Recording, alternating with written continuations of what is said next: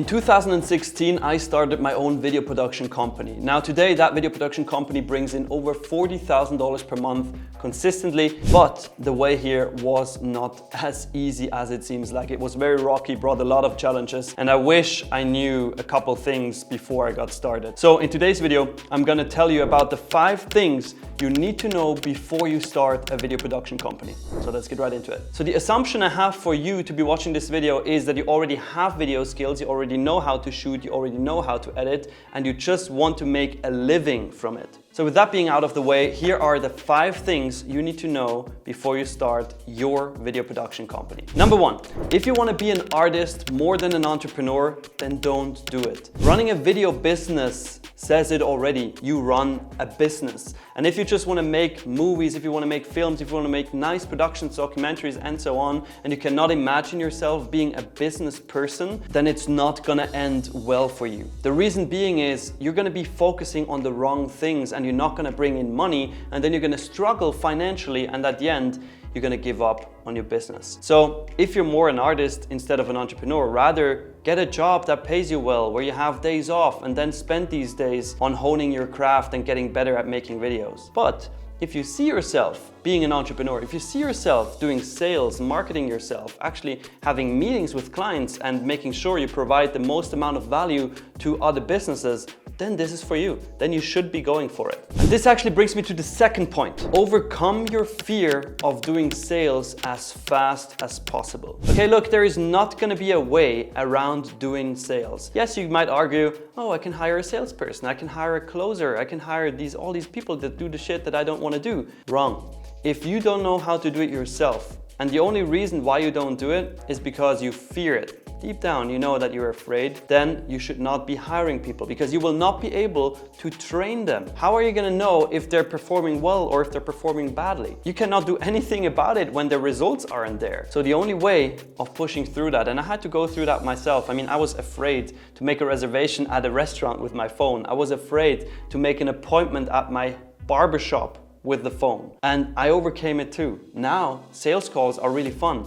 And this is exactly the keyword, sales calls. Do not fall into the trap of just sending out proposal emails and chatting back and forth, sending texts, sending emails. That's not gonna work. You're just gonna be a mediocre video business that doesn't bring in even more than $10,000 a month, which is not a crazy number, just to be saying. So what you should be doing instead is picking up that phone and actually making the phone calls. Whenever you get an inquiry, first thing you must be thinking is call them. First thing when you reach out to somebody, call them. Always hop on the phone because emotions are way higher. You're gonna be able to read the customer better. You're gonna be able to ask better questions, get better responses, and therefore charge more for your videos and add more value and make your videos way better than they were before. Number 3 is don't get caught up in your ego. A lot of video business owners I know have the feeling that the client always wants to work with them specifically. And they ask me, hey Nick, how can I build a team? How can I hire people? The client wants to work with me.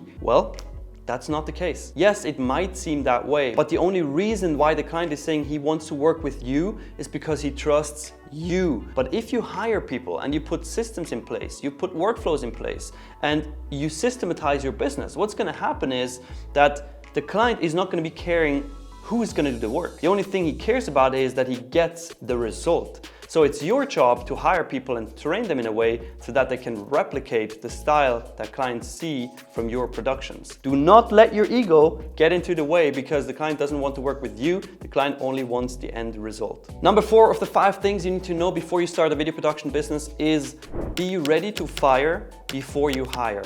Because I can assure you, you have to fire people once you start hiring. Not everybody is going to be the perfect fit. Some people turn out to be completely different than they were in the application process, and you will have to fire them. So if you're not ready emotionally or for whatever reason, if you want to hire your friends or if you want to hire your family, you have to be ready to fire them the moment you hire them before you do it, because otherwise you're just gonna hurt the business. And my rule number 1 is never fuck the company. So be ready to fire before you hire. And by the way, I'm totally guilty of this mistake that I didn't fire people when it was the right time actually. And I waited months and months and months in the hope of, oh, maybe it gets better, maybe he improves, maybe I can train him. And then at the end I had to fire the person lost a bunch of money and time and could have invested that much better. And number 5 of the 5 things that you need to know before you start your video production company is to invest your money into things that actually bring you a return. Now, what are these things? Well, I can tell you,